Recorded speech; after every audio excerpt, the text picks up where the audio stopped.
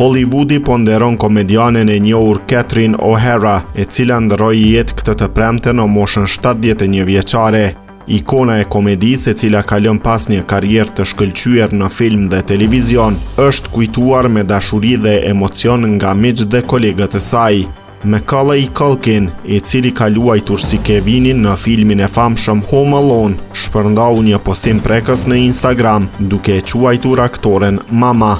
Ai shkroi: "Mama, mendova se do të kishim më shumë kohë, doja më shumë, doja të ulesha pranë teje, të dëgjova, por kishte kaq shumë më tepër për të thënë, të dua, do të shoh sërish."